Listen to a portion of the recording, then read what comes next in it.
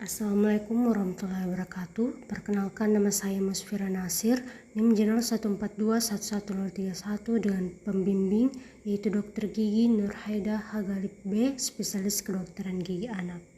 Pada kesempatan kali ini, izinkan saya melakukan substitusi atau presentasi kasus fissure sealant, restorasi JAC, dan resin composite.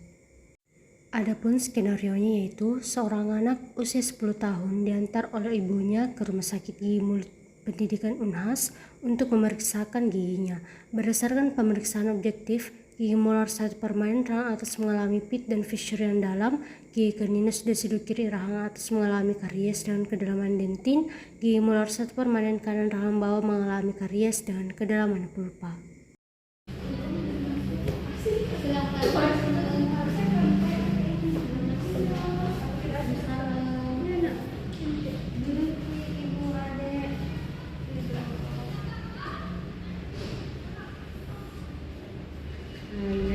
Sebelum itu perkenalkan, saya Musfira Nasir, dokter muda yang sedang berjaga di RSUD PH pada pagi hari ini.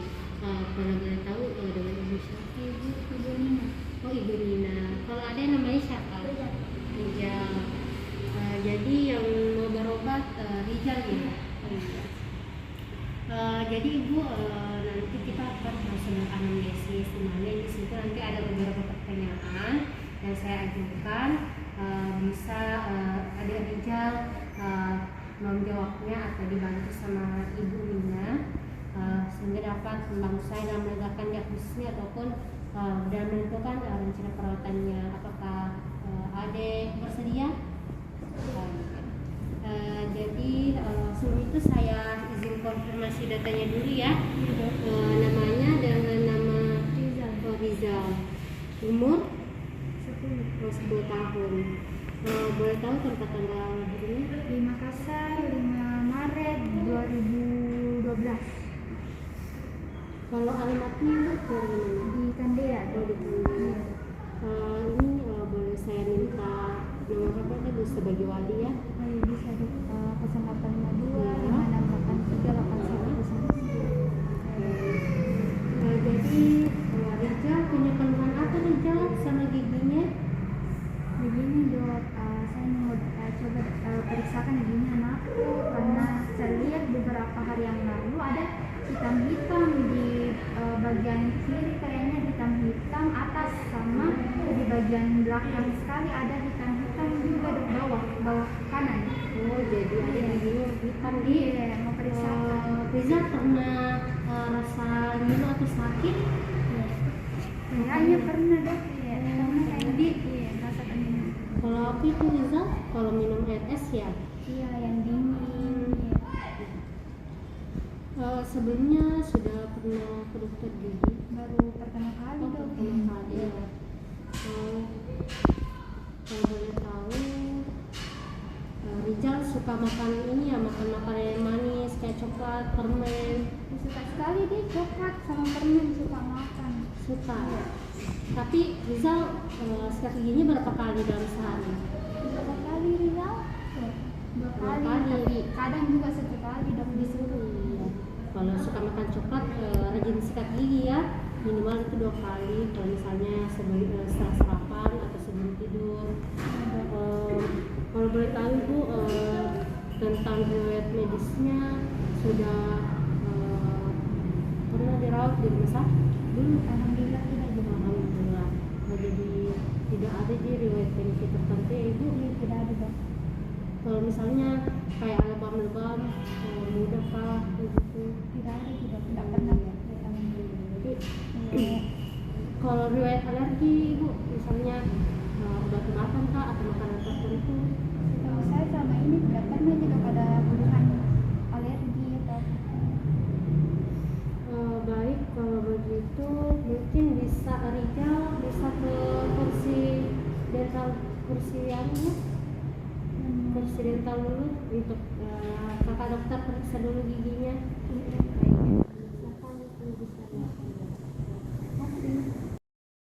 Sebelum kita melakukan tindakan pemeriksaan pada pasien, sebaiknya kita melakukan hand hygiene baik dengan cara hand rub maupun hand wash sesuai dengan WHO 6 langkah. Pertama, kita basahi tangan kita terlebih dahulu dengan itu ambil sabun dengan bantuan punggung tangan, kemudian ratakan pada telapak tangan, kemudian gosok punggung tangan secara bergantian dan juga sela-sela jari.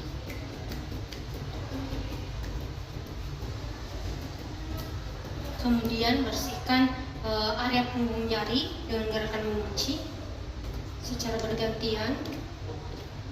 Kemudian ibu jari dengan gerakan memutar. Setelah itu bersihkan ada ujung kuku pada telapak tangan dengan gerakan memutar secara bergantian. Setelah itu kita bilas di bawah air mengalir. Kemudian tutup keran dengan bantuan siku. Setelah itu kita keringkan tangan kita, dapat menggunakan handuk maupun tisu. Pertama kita menggunakan gaun.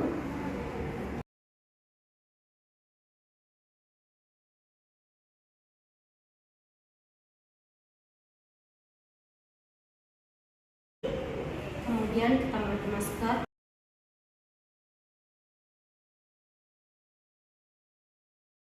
Setelah itu kita pakai cap.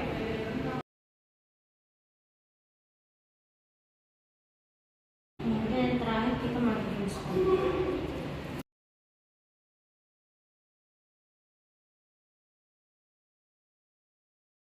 Selanjutnya pemeriksaan pada pasien.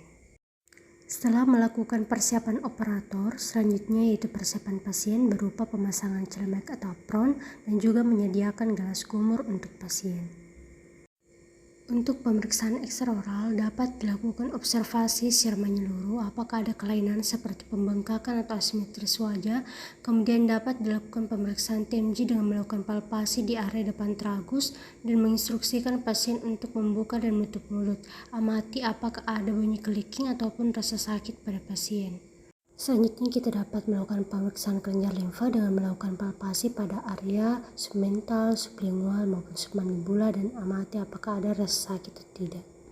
Setelah itu kita dapat melakukan pemeriksaan intraoral yang sebelumnya pasien sudah diinstruksikan untuk berkumur-kumur.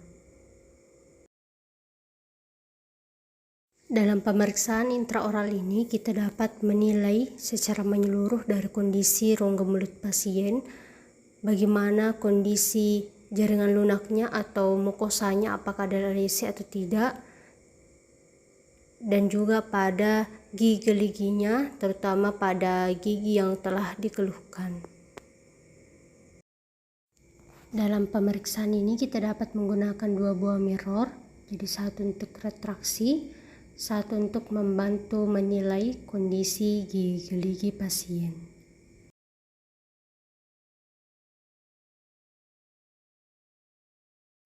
Kita melakukan inspeksi secara menyeluruh, dapat juga melakukan tes sondasi maupun tes vitalitas menggunakan CE untuk membantu menilai kondisi gigi pasien.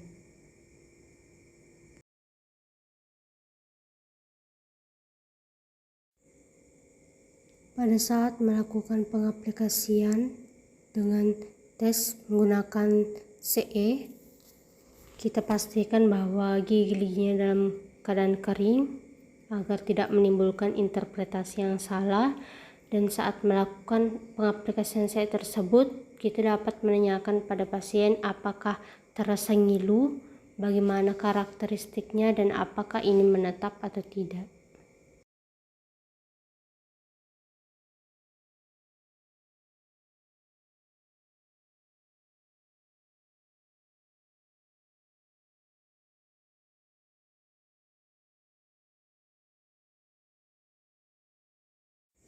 Selain inspeksi dan juga tes vitalitas, kita dapat melakukan tes perkusi untuk menilai apakah ada kelainan peripikal pada gigi yang dikeluhkan.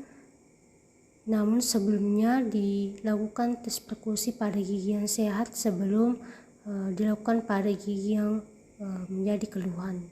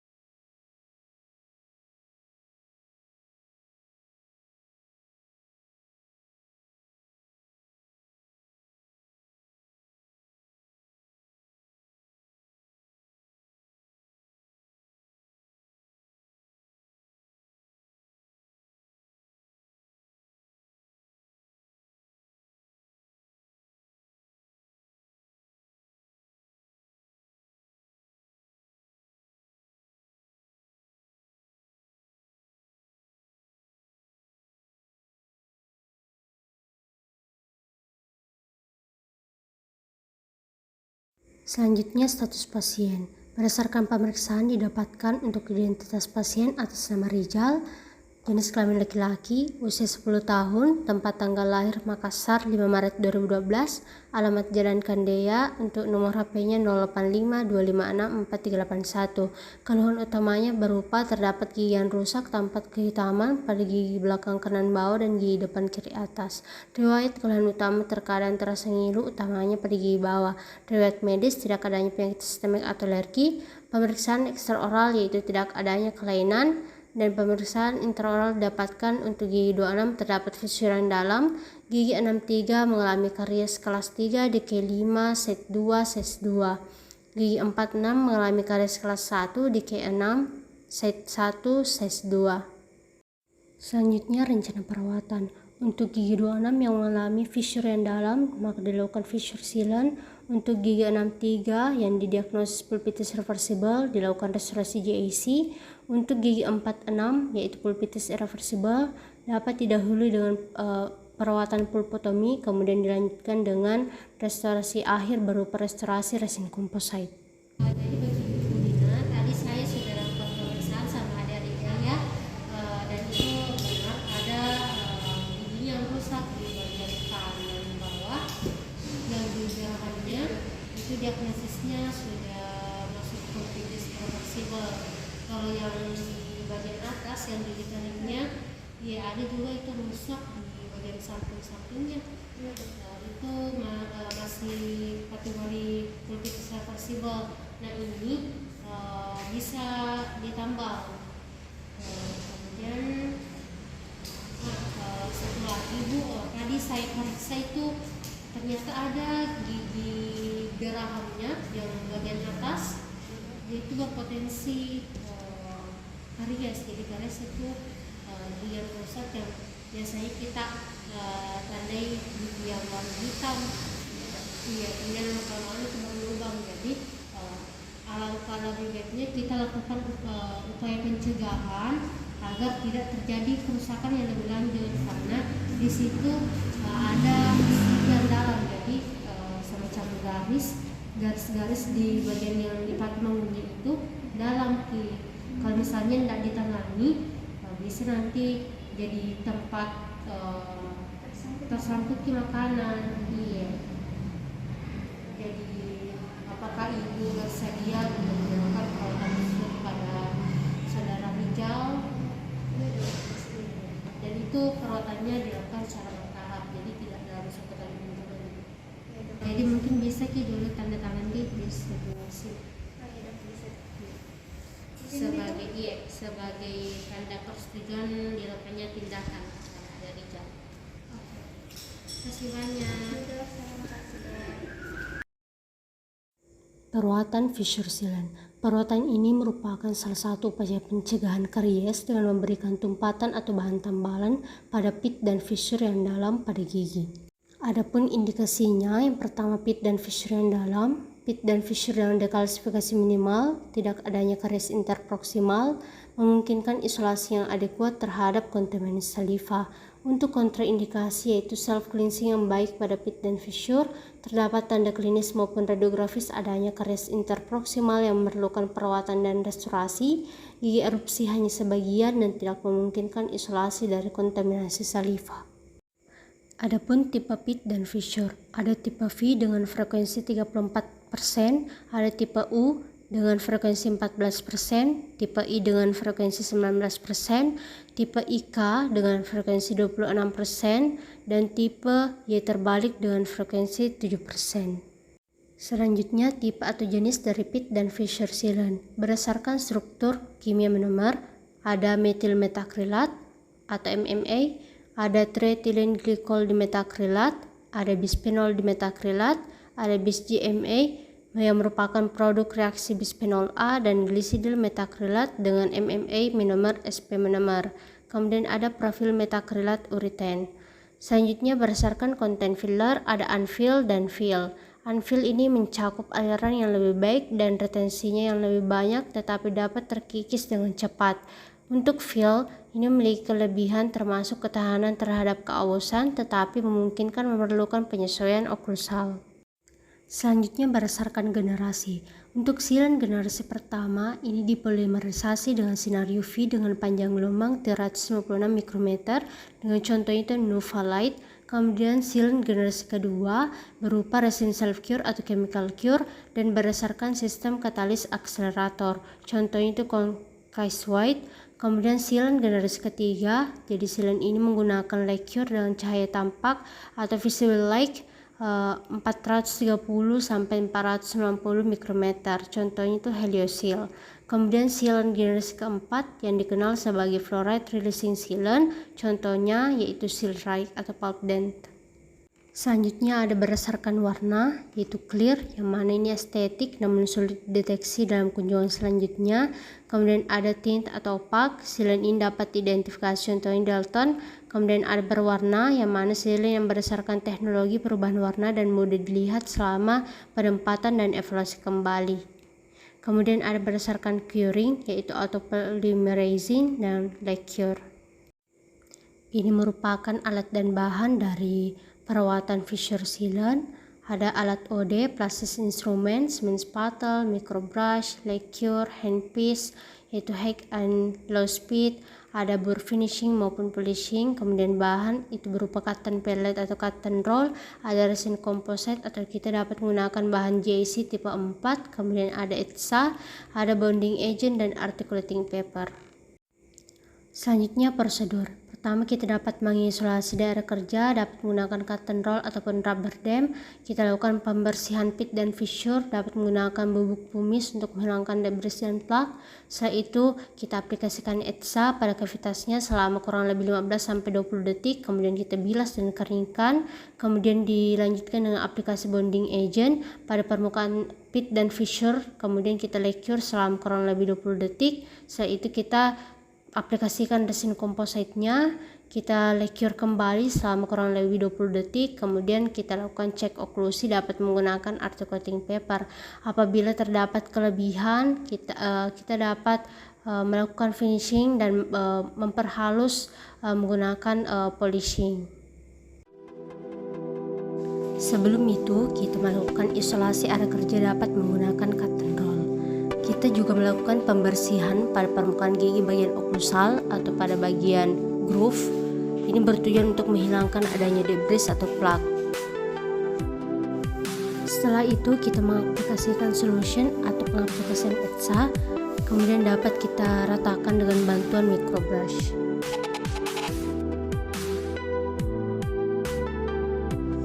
Setelah itu kita bersihkan dan keringkan, kemudian kita aplikasikan bahan sealernya pada area fissure yang dalam tersebut.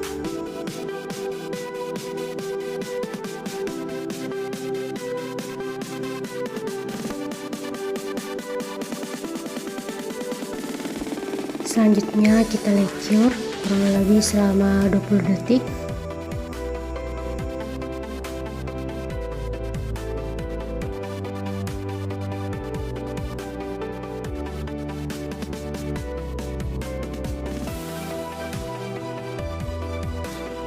Kemudian kita cek bagian oklusalnya apakah ada area yang kasar, dapat menggunakan sonde atau tanya pasien apakah ada keluhan rasa kurang nyaman. Kita juga dapat melakukan cek oklusi dengan articulating paper.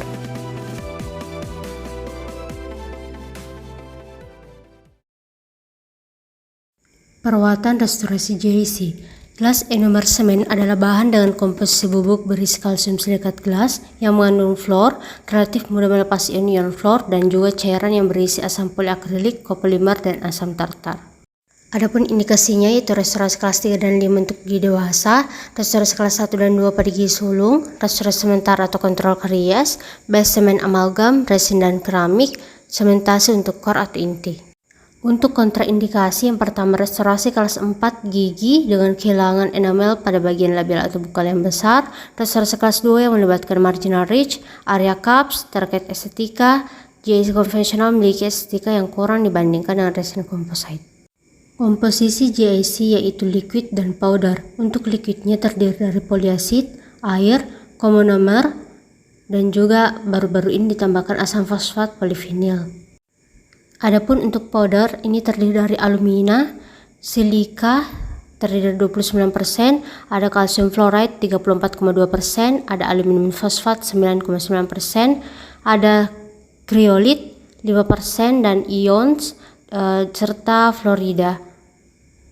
Kelebihan dan kekurangan JC. Pertama, kelebihan yaitu dapat berikatan pada emal dan dentin dengan baik, pelepasan fluorid yang signifikan, koefisien ekspansi termal mirip dengan struktur gigi, sewarna gigi, dan konduktivitas termal yang rendah. Untuk kekurangannya itu memiliki opasitas yang lebih tinggi dibandingkan dengan resin komposit, kemampuan poros lebih sedikit dibandingkan resin, ketahanan aus yang buruk, rapuh atau brittle, dan ketahanan yang buruk pada pasien xerostomia. Terdapat beberapa klasifikasi GAC, ada berdasarkan Phillips, ada berdasarkan Stephen, ada berdasarkan Wilson dan McLean, ada berdasarkan Davidson and Major, ada berdasarkan Gigi Mount, ada berdasarkan tujuan pengaplikasian yang mana ada 9 tipe 1 untuk looting, tipe 2 untuk restorasi, tipe 3 untuk lining, tipe 4 untuk fissure sealant, tipe 5 untuk orthodontic cement, tipe 6 untuk core build-up material, tipe 7 untuk comment set, tipe 8 JAC untuk ART atau Automatic Restorative Treatment, tipe 9 untuk geriatrik dan pediatrik. Kemudian ada berdasarkan McLean, Nicholson, dan Wilson, dan ada berdasarkan kandungan kimia dari semen.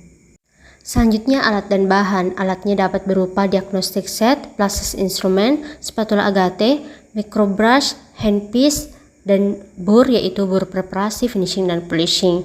Kemudian ada bahannya berupa cotton pellet dan cotton roll, ada cocoa butter, ada JC tipe 2 disertai dengan paper padnya, ada dentin conditioner, articulating paper, solid strip atau matrix, dan juga wedges. Selanjutnya prosedur. Pertama, kita lakukan isolasi daerah kerja menggunakan rubber dam atau cotton roll, kemudian lakukan preparasi gigi untuk membersihkan jaringan karias atau dapat diawali dengan menggunakan ekskavator, kemudian bersihkan kavitas lalu keringkan, olesi permukaan kavitas dengan dentin conditioner yaitu asam poliakrilat 10% menggunakan microbrush selama kurang lebih 15 detik, kita bilas dengan air dan kavitas dalam keadaan lembab, kemudian lakukan manipulasi GAC yang mana kita ambil powdernya sesuai dengan rasio yang telah dikeluarkan oleh pabrik, lalu kita taruh ke paper pad, tuangkan liquid ke paper pad, pisahkan 1/2 powder lalu campurkan secara menyeluruh ke liquid dengan teknik melipat dan campurkan 1/2 lagi powder ke liquidnya, kita aduk hingga GAC-nya itu homogen, lalu kita tumpat pada kavitas dengan teknik ball fill. Kemudian setelah kavitas sudah tertutup maka bisa kita lakukan finishing untuk membuat kelebihan bahan restorasi. Setelah itu kita aplikasikan cocoa butter atau varnish untuk mencegah water in dan kita dapat melakukan cek oklusi kembali. Untuk prosedurnya kita dapat melakukan isolasi area kerja terlebih dahulu menggunakan cutter roll, kemudian kita lakukan preparasi kavitas dapat menggunakan strike fissure bur.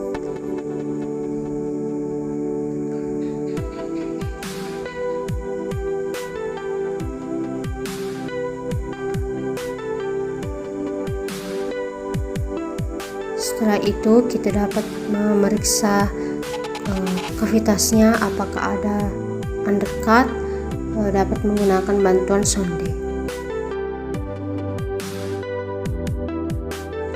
Selanjutnya kita dapat mengaplikasikan dentin conditioner menggunakan microbrush selama kurang lebih 15 detik.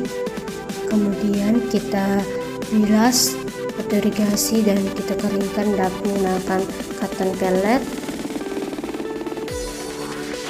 Selanjutnya dilakukan manipulasi JAC, adapun armamentariumnya yaitu ada berupa powder, liquid, mixing pad atau paper pad, ada spatula, dan juga scoop atau sendok takar. Untuk penuangan powder yang akurat, kita dapat menepuk-nepuk botolnya pada tangan secara lembut, jangan digoyangkan ataupun dibalik. Kemudian kita ambil powdernya menggunakan spatula dan tuangkan pada mixing atau paper pad.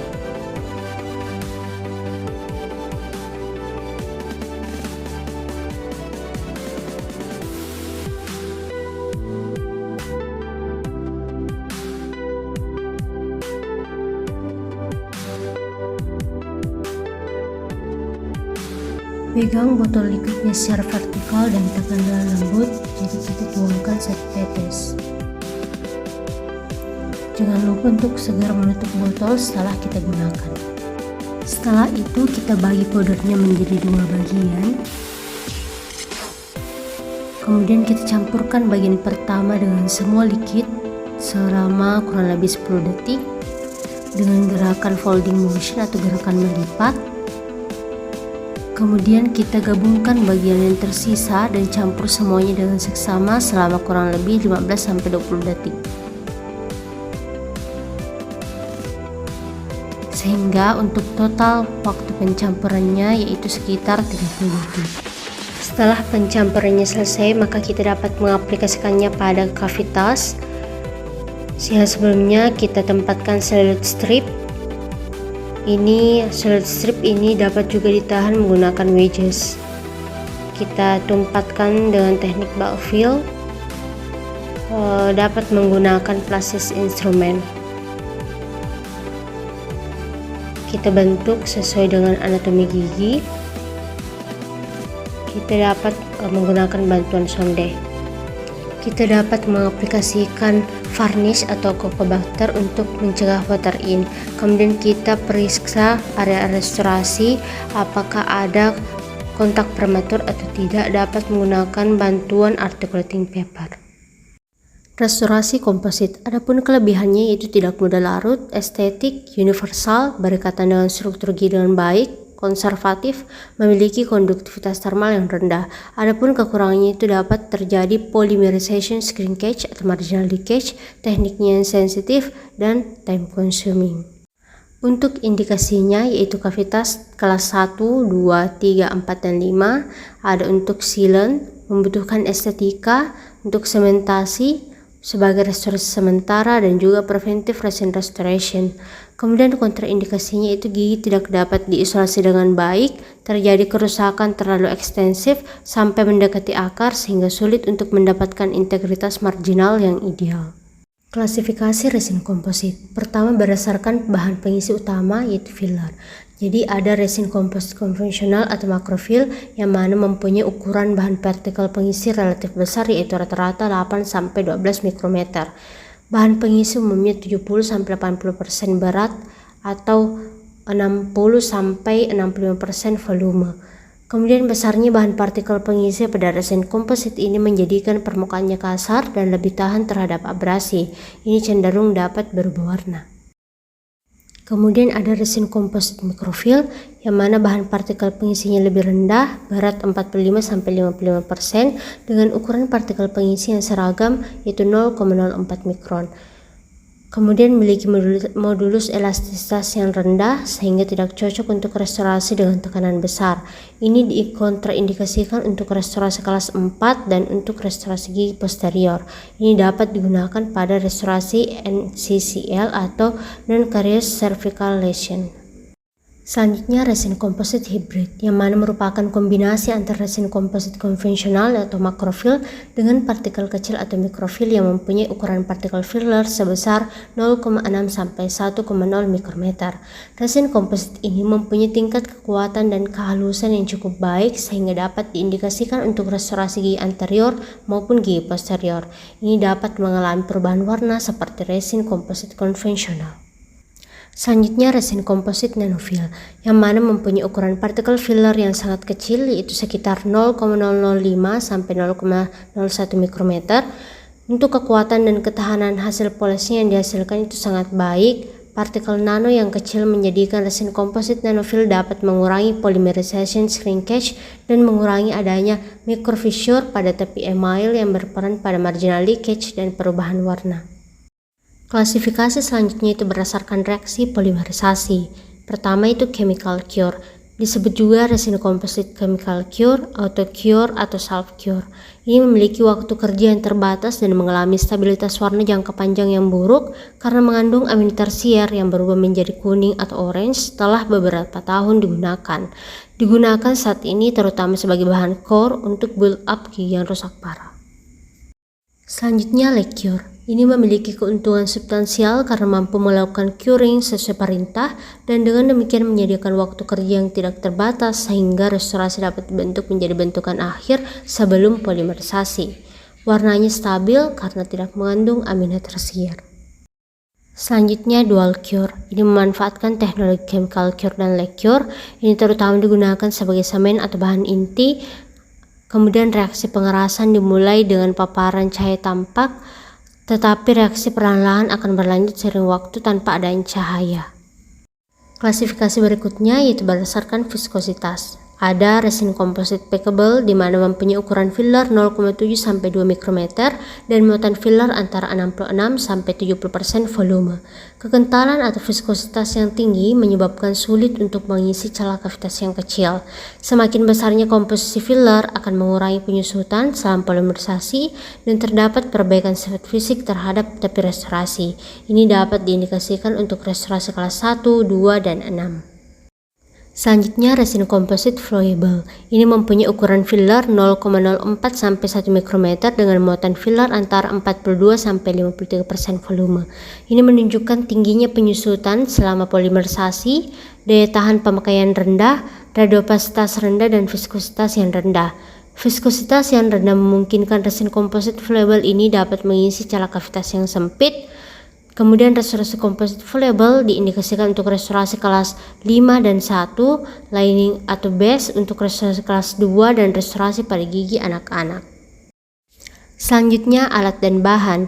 Adapun alatnya yaitu berupa diagnostic set, semen stopper, plastis instrumen dan semen spattle, ada microbrush, ada lake cure, ada handpiece yaitu high dan low speed, ada bur preparasi, finishing dan polishing. Untuk bahannya ada cotton pellet, cotton roll, ada resin komposit, ada ETSA, bonding agent dan articulating paper.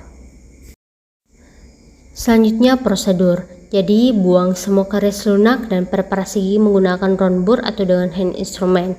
Nah, perlu kita perhatikan ruang pulpanya yang cukup besar, utamanya pada pulpa molar sulung yang mana mudah terekspos. Kemudian kita lakukan pemilihan warna komposit. Adapun langkahnya itu gigi yang akan dicocokkan harus dibersihkan dengan rubber cup, profilaksis dan pumice. Dehidrasi gigi harus dihindari. Kemudian set guide diletakkan di dekat gigi yang akan dicocokkan hanya dengan menggunakan cahaya ruangan atau sinar matahari, tidak langsung. Tidak boleh menggunakan cahaya operator berintensitas tinggi saat memilih warna. Kemudian warna yang tepat dapat ditentukan dengan menyipitkan mata jika pemilihan warna membutuhkan waktu lebih dari beberapa detik. Seseorang mungkin perlu membuat matanya menjadi peka dengan menatap sejenak pada objek berwarna biru tua atau abu-abu. Cara lain untuk memverifikasi warna yang sebenarnya adalah dengan menempatkan sebagian kecil resin komposit pada permukaan gigi, polimerisasi, amati kesesuaian warna tersebut dan kemudian lepaskan dengan instrumen tangan. Setelah itu kita dapat mengisolasi daerah kerja, dapat menggunakan cotton roll. Kita aplikasikan ETSA menggunakan microbrush kurang lebih selama 15 detik, kemudian kita bilas dan keringkan dengan 3-way searing. Kemudian aplikasikan bonding agent. Setelah itu kita lake cure selama kurang lebih 20 detik. Kemudian kita tempatkan komposit dengan ketebalan sekitar 2 mm secara incremental, kemudian kita lake cure selama 20 detik. Setelah itu kita dapat melakukan evaluasi oklusi dengan menggunakan articulating paper. Adapun carbide finishing bur, ultra fine diamond bur atau finishing disc ini digunakan untuk finishing restorasi, dan untuk finishing permukaan cekung dapat digunakan round finishing bur, dan untuk permukaan cembun dapat digunakan finishing disc. Kita dapat melakukan polishing dengan rubber cup, disc atau strip. Ini merupakan contoh video prosedur di mana setelah kita lakukan preparasi kavitas, kita lakukan pengaplikasian ETSA dan nantinya kita biarkan selama kurang lebih 15 detik. Setelah itu kita bilas dan keringkan, tapi tetap memperhatikan dalam kondisi lembab.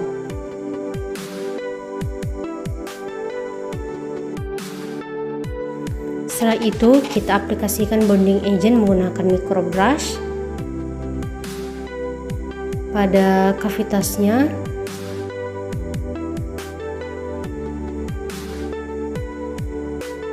Kemudian di sini dapat dilakukan semprot ringan untuk membiarkan bonding agent itu merata dan dapat berpenetrasi. Kemudian kita lakukan lake cure kurang lebih selama 20 detik. Setelah itu kita mengaplikasikan resin kompositnya pada kavitas, dapat menggunakan plastis instrumen. Kemudian kita ratakan atau bentuk, dapat menggunakan bantuan microbrush semen stopper ataupun alat instrumen filling lainnya. Jadi ini dilakukan secara bertahap atau per layer, di mana terlebih dahulu kita bentuk dulu sesuai dengan anatomi giginya, kemudian kita lecure selama kurang lebih 20 detik.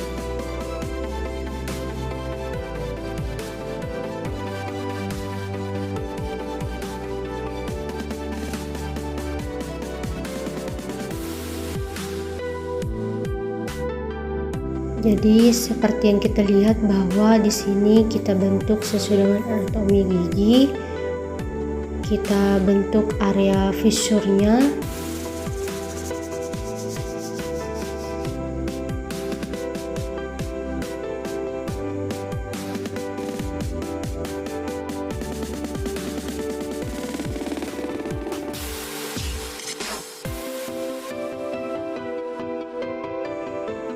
Kemudian kita lecure kembali.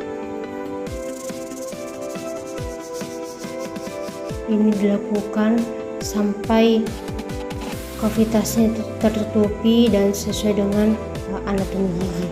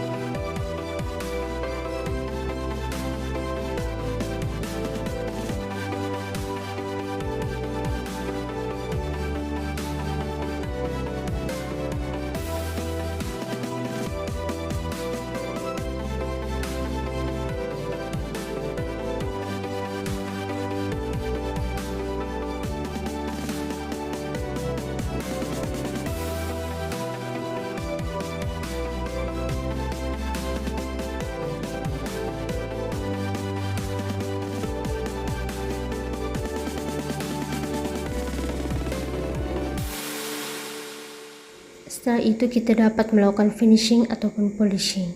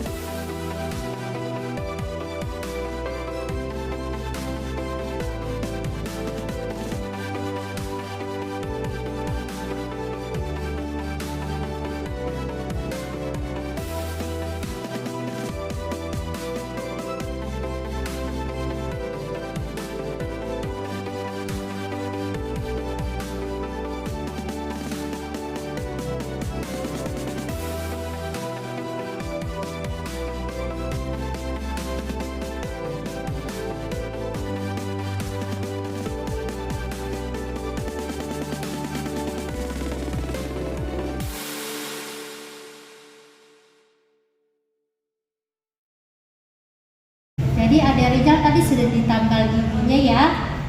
Usahakan hindari dulu makan makanan keras atau yang lengket-lengket. Utamanya di gigi yang sudah ditambal itu nanti tambalannya rusak. Kalau bisa dihindari dulu, gunakan sekitar 2 jam.